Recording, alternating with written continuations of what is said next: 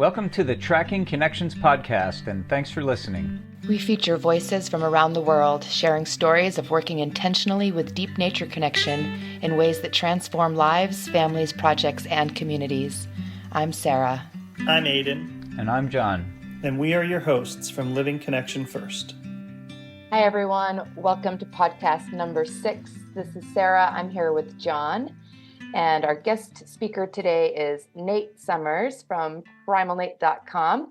And also we've been working with Nate at livingconnectionfirst.net for a couple years now.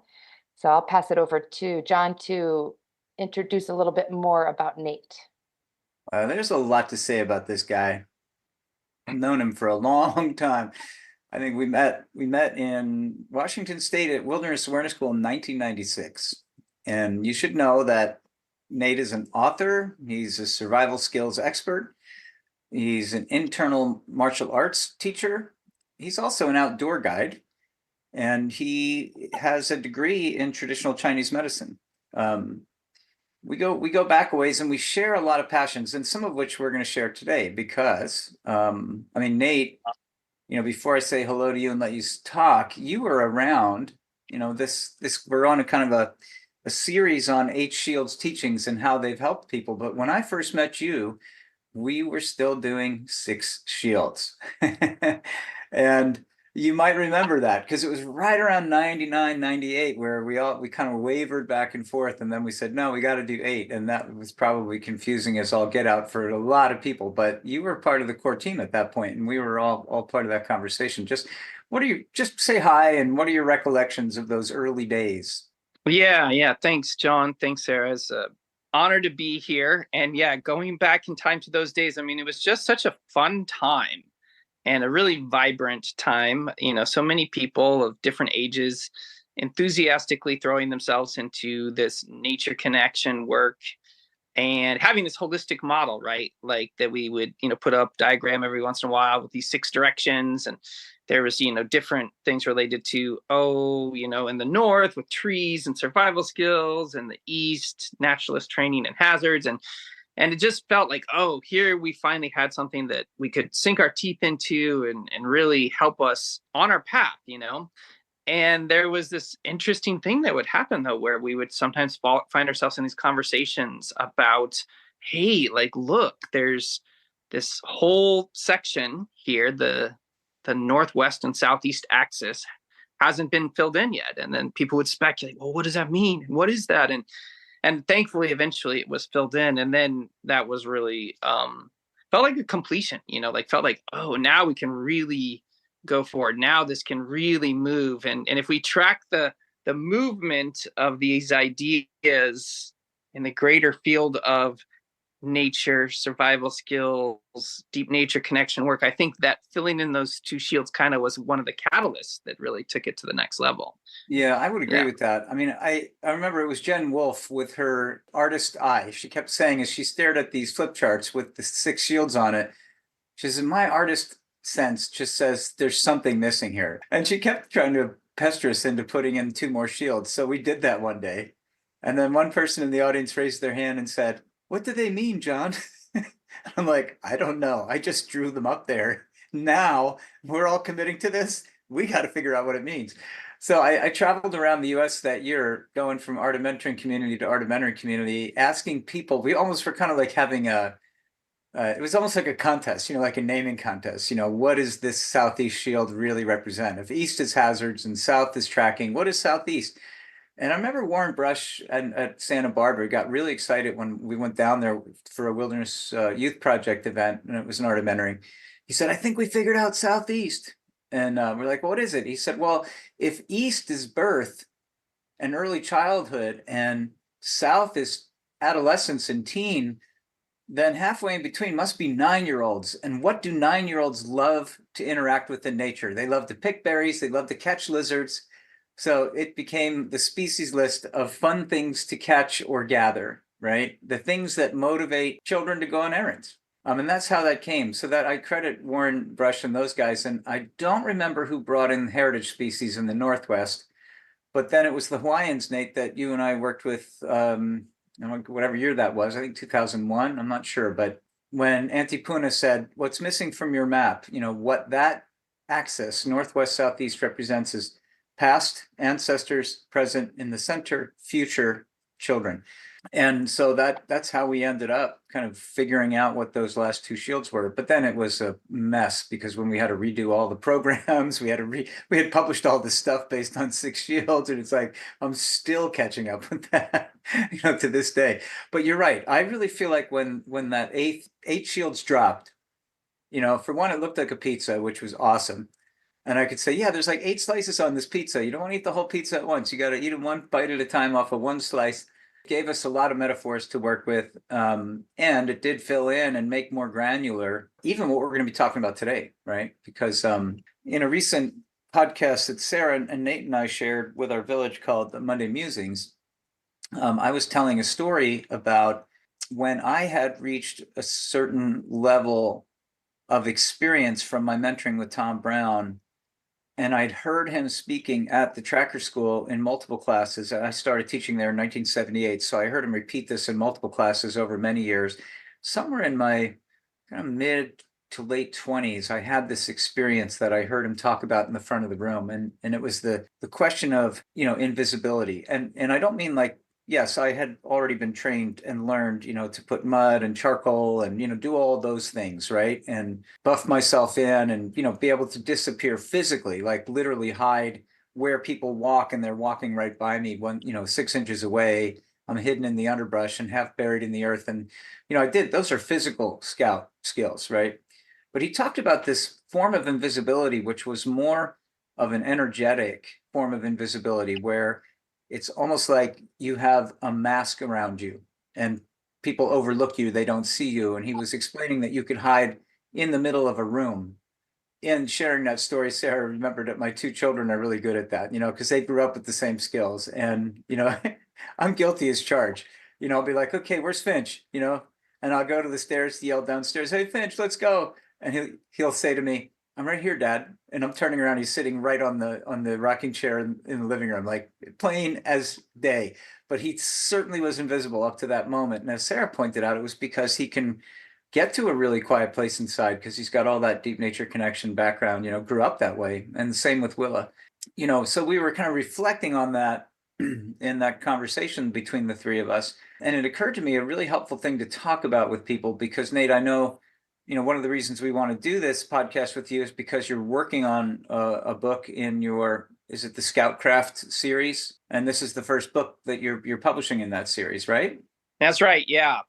And I am right smack dab in the middle of editing it and, ready to, hopefully get it up on Amazon in the next few days and definitely by the end of the month. And yeah, this is a deep journey into this whole world of the Scout, and invisibility and camouflage and awareness is all a part of it.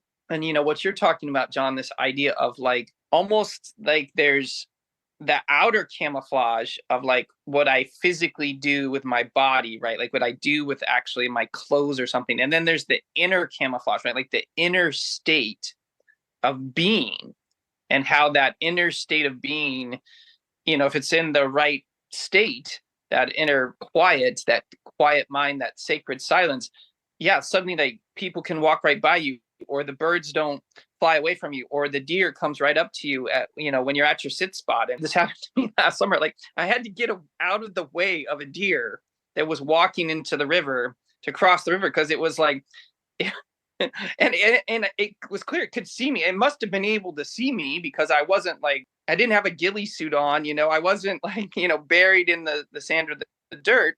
And it was like practically nudging me out of the way to cross this river to get to the other side of the Tolt River. So yeah, there's this inner silence that can happen. And, some people are like, well, why doesn't that happen to me? Or how does that, how can I make that happen? Or what does that do? And I've had some very deep conversations over the last few weeks and few months with people, including John and Sarah, about that process. And how can we help people on that journey of like really embodying awareness, like 360-degree awareness, like you are able to pay attention to yourself and your surroundings and the layers of what's going on around you 360 degrees. And that's your hearing, that's your sense of feeling, that's like being able to look around as well. And there's this sense of like what emerges in us, right? Like that, if we try to, make a task list, and I'm like, well, I'm going to do this, this, and this, and this. Well, that might get us there. But there's also this like process of we just gradually are doing these things over and over from this multifaceted approach, right? Like that's one of the things I really love about the 8 Shields approach is it's so multifaceted that suddenly that 360-degree awareness, that inner silence, that flowing and blending with the landscape naturally starts to happen. It's an emergent property, right? It's like something that the more I try to get it, maybe it doesn't really get me there. I actually get in the way of myself. But the more I can like be and let go, the more it starts to happen. And so, I was just, reading the section of my book where I was talking about how much I love to teach people to be more comfortable in their bodies outside in nature. Yeah, well, that's where my curiosity is. The grandiosity of becoming invisible is very enticing.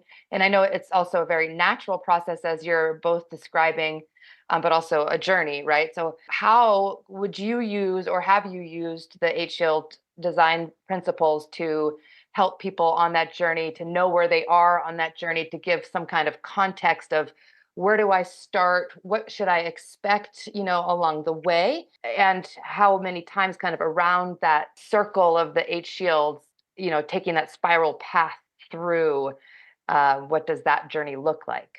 Yeah, that's a great question. And, I think about with kids, and it's so natural, right? It's like, it's so sort of like this effortlessness, with kids, because, maybe they don't have the same inhibitions we might have, or something like that they, especially that like 9 to 10 to 12-year-old range, just the enthusiasm in which you can get them into these things of just like, running into the bushes and hiding from each other, or sneaking along a trail. It takes very little motivation to get kids, most people don't realize this, to get kids to move quietly through the forest. All you have to like let them know is they might see more animals, or there might be another group of kids sneaking around on them.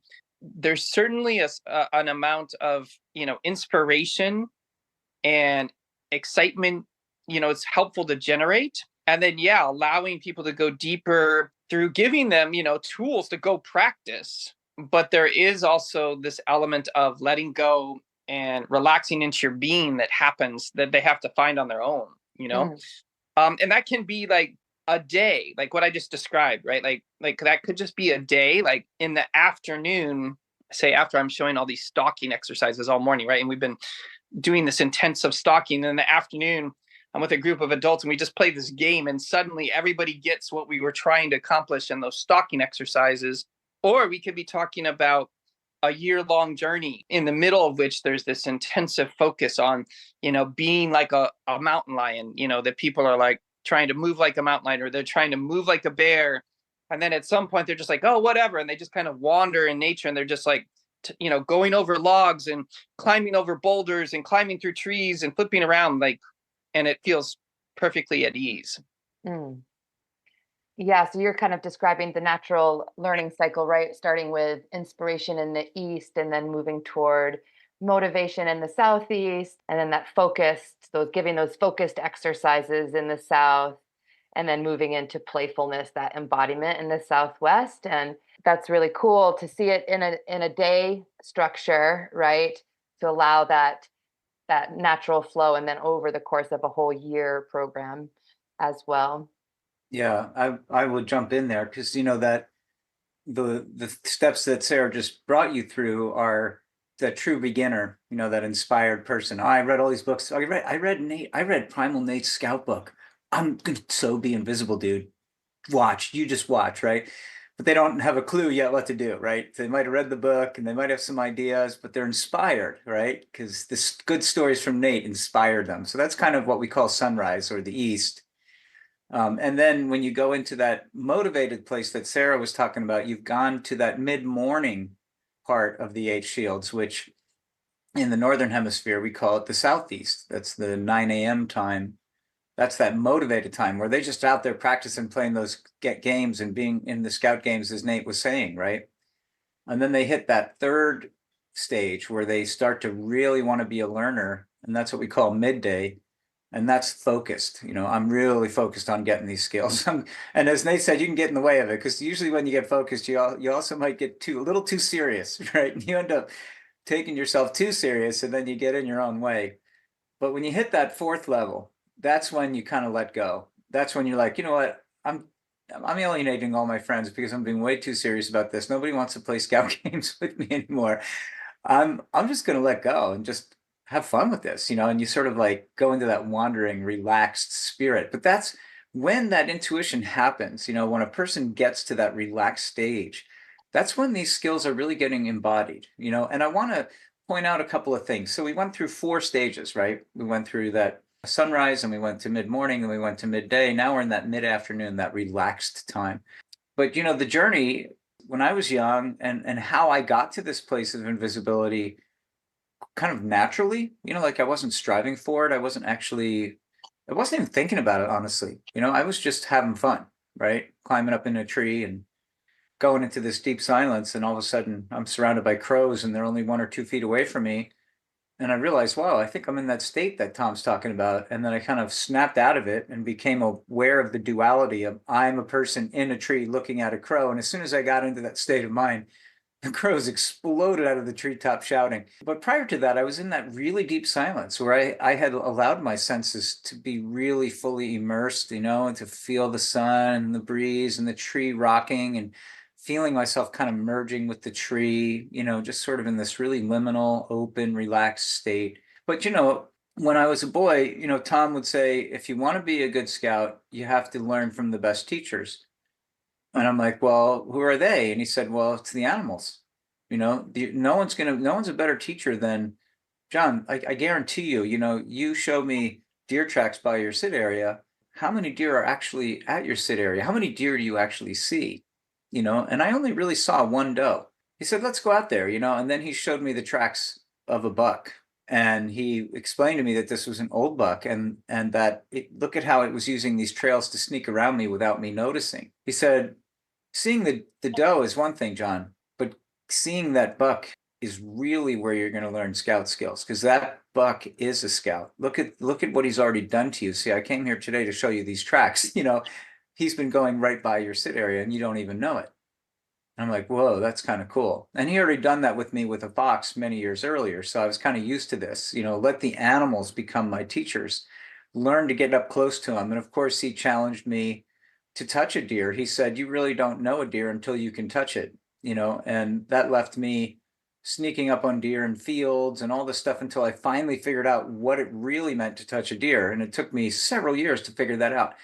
But in the meantime, I'm getting to know the bird language and all the tracks and sign. And, I was in my teens. I wasn't, I was a decent tracker, but I wasn't like where I am now. But I certainly had, the basics down, and I knew all the trees and the plants and the weather and all that. And all of that stuff is part of scout training. It's like, and it adds up slowly over time. There's a whole journey of integration, And once you get to that place where you embody, you're in that, what we would call that 4th archetype, or in the Northern Hemisphere, we call it the Southwest archetype. When you're in that 4th layer where you've just relaxed and become embodied, well, at that point, it's time for you to figure out how to help share with others, and learn to be a good teacher, a good instructor, because now you have something to offer. You're now a role model, not just full of information, but you also role model the skills, So when you hear that Nate is an instructor of these things, he's not just a guy who's got book knowledge, he's got all this embodied experience, and so now he's at that 5th level, which we call the West. Whether you're in the Northern or Southern Hemisphere, it's still the West, right? From there, we move into that spirit of the community helper. So when Nate gets a little older and his son grows up and graduates out of high school and goes off to college, and Nate's got more gray hair than he does now, and he's kind of slowing down, he's going to be thinking like a community helper. It's like, that's where you go from being an instructor. You start looking around with more wide angle vision. How can I be supportive of this lineage, for instance? How can I help this knowledge pass forward? How can I support other instructors to rise? You start to think that way, because you're actually getting ready to become an elder, which is that 7th stage. And then finally you go into that really late stage elderhood, which is when you become like what Paul Raphael would describe as a spiritual advisor. You're in your 80s and you're not moving around much, but your brain is so powerful, or your spirit is so powerful. When you speak to groups, they really feel your power and all that. So you can't kind of rush those last three stages, but we have control over those first five easily. And just to make the connection between what we call, this is called the profile journey in Coyote's Guide, these 8 stages of learning. But I wanted to really kind of point out, where do scout skills become magical? And I think when you practice them enough, and maybe it's better to say play with them enough, that's when they go into that 4th stage, which is where it becomes internalized. What do you think of that, Sarah? Yeah, I love that. The profile journey of the scout. And I'm also really curious about other ways of applying the 8 Shields principles. The 2 places that I'm curious about hearing from you, Nate, are if there's a set of exercises that you have for practicing scout, how would one apply the 8 Shields to move through a flow of exercises or ways of tuning into the scout spirit? And the other perspective I'm curious about is a scout mission. If you're going out on a scout mission, what are like the 8 Shields? What would be the natural cycle of a scout mission? Ooh, that's a great challenge right there. All right, I'll definitely do the first one. I may be able to do the second one. I think with the first one, I'm actually on the cusp of teaching a scout movement class or course that's coming up.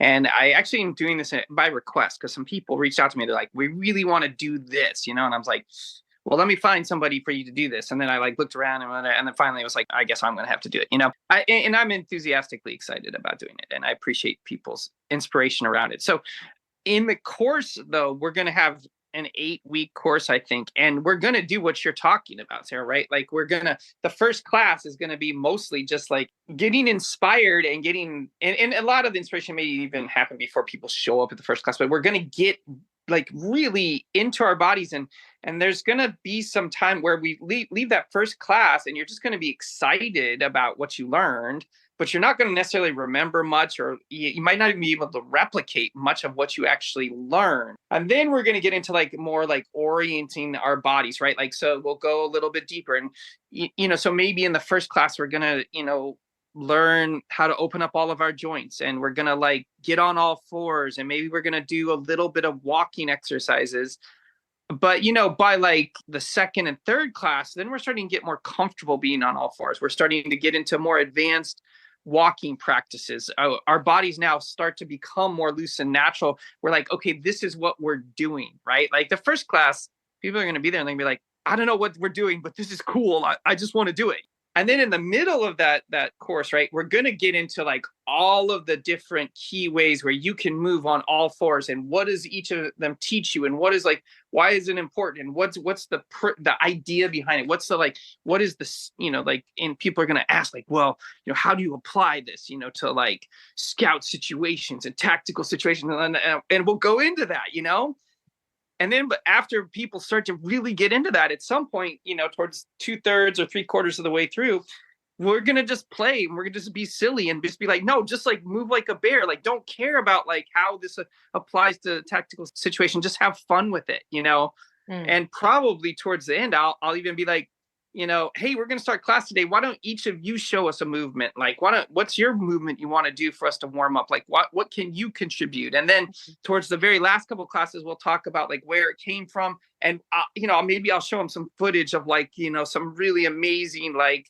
internal martial arts masters or somebody who's like, look at this guy, like, look at how he moves like a dragon. Like, this is what we could get towards, So that's, I think, in the course of a class or a course, how you could do that, right? And it's funny because even when we're talking about this topic, even the way I'm writing my book, each chapter is kind of doing this, right? Like there's usually a hook, some sort of idea or sentence that starts a chapter, and then there's usually a story about the topic, and then we go into like, okay, like, well, that's the story, but what are we actually talking about? And then there's a whole bunch of details about that, and then there's some actual exercises. and then there's some reflection about like, okay, what do these exercises mean? And then you wrap up the chapter, and then it's like the next chapter, so this can be applied to writing projects very successfully, actually, and I unconsciously do that as well. In terms of a scout mission, I think that the very brief nutshell version is setting the stage, with like the objective of like, oh, we're going to go sneak on this fire and see who or what's over there, with an element of possible danger, real or imagined.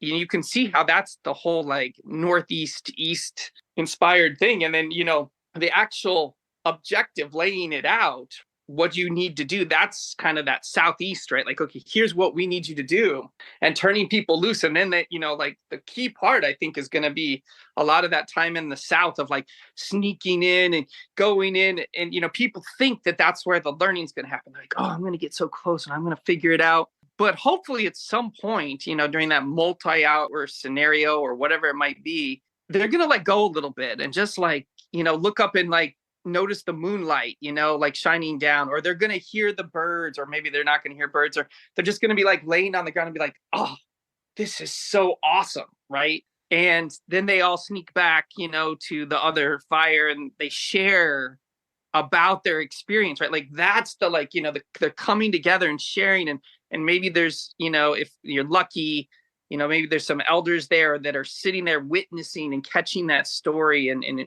then there's maybe some opportunity for those elders to ask them a question or two, and they reflect, right? Then they're like, oh, what am I taking from this, right? Like, what is the lesson for me? The idea being that might take them to a deeper level of integration. They're like, oh, like this applies to not just this scenario and sneaking on a fire, but this is like something that'll be with me for the rest of my life. And then that goes with them into their dreams or their dream time or the next phase, right? Yeah, I love that. That was awesome. And that place of letting go for me on a scout mission, and for people's, I did a scout class with Tom Brown's tracker school, and we go out on scout missions every night. And there was a point in the night where, there was this focused kind of intensity of the mission. And then you go into a state of flow where it's like you're just moving through the brush, like you're not even in a body. And you kind of reach this place where you're not thinking at all. And you're just, an embodiment of the wind is what it feels like. So cool. Thank you so much for that. I was just going to say your class sounds amazing, and I totally will be there. Me too. But the thing I love about this, what Nate just shared with you, he said something here. So we are talking about embodied awareness, right? So both Sarah talking about becoming the wind and moving in flow, and Nate saying the same thing, noticing the moonlight or whatever, hitting that place of embodied awareness. Are you aware, listeners, that Nate has hit the place of embodied 8 Shields practitioner? Because he's just spinning one 8 Shields wheel after the next. His class runs on 8 Shields. Day 1 is east, day 2 is southeast. He's just going right around the wheel for you. He writes books that way. He doesn't even know he's doing it. His chapters are set up that way. And he just whipped out a scout mission off the top of his head. You can tell, Nate, you've been working with this for a long time, and it's really fun to just listen to you being even playful in your design on the spot, so. And I think that's a reflection of the 8 Shields themselves that is so natural, and then you kind of can't stop using them for everything that you do, because once you lock into that flow, it's like, oh yeah, this is just how it's done. It's done well this way. Exactly. And I love that image of the scouts coming back, Nate, and sitting around the fire, telling their stories to each other, which is obviously the West. But if there's an elder there to catch their stories and ask questions, it pulls out that inner reflection, which is that Northwest or 6th time around the wheel, right? Because in the Northern Hemisphere, we call it Northwest. And then the elders might lay out some principles, or they might realize some principles, which is that North Star, that 7th step. And as you said, it goes into the dream time, which is the 8th step. So I just wanted to, name that, because you were doing such a beautiful job of 8 shielding everything you just talked about. And I just wanted to call attention to that. But thank you. That's a very inspiring story. And I know you'll do well with this project, as you do with so many others. And thanks for what you do for so many people. And just wondering if you have any reflections on the way out, Nate, and how people can find you. Yeah. Well, first of all, it's always fun to talk about this. I find it super inspiring myself. It's also very empowering and, revitalizing to have these conversations. And every time somebody sends me an email about a story or their journey, it like lifts me back up and gets me re-inspired to do more of this work. So thank you everybody for that. And yeah, I have a website. It's primalnate.com. But the book that's coming out, it's called Shadow Survival. And yeah, it's the first book planned in a series. And the first one's really a deep immersion into things like camouflage, invisibility, evasion, awareness. And the second planned book is actually going to be all on movement. It is really about the embodiment. It's about, things like animal forms and stalking and, internal martial arts and different footwear and movement practices. So yeah, check it out. And yeah, the book should be on sale at Amazon by the end of the month. So probably in the next 7 days you can pre-order it. But I think the March 21st is the planned release date. There'll be paperback, ebook, and hardback. So check it out. And I'd love to hear what you think. And this is super important. Best way to support authors, at least support me as an author, is buy the book and then leave a review on Amazon. That's so important, to get that first 10 or 20 reviews, the 4 or 5 star reviews, those 10 or 20 reviews, is really important. So thanks everybody. Right on. Thank you, Nate. Yeah, I want to thank Nate and Sarah for your great questions. And it was fun to feel your scoutness, the two of you, as you were reminiscing about scout experience, just really a nice conversation to drop in on with the two of you. And I know, Nate, we'll have another podcast someday even to talk about that relationship of the movement and animal forms, because that's something we both really love, and I know Sarah does too. So I look forward to having you back, and thanks, and good luck with all your projects. Until next time, everybody. Thanks for listening to Tracking Connections. You can find everything related to the podcast and our current offerings at trackingconnections.net. We'll see you next time.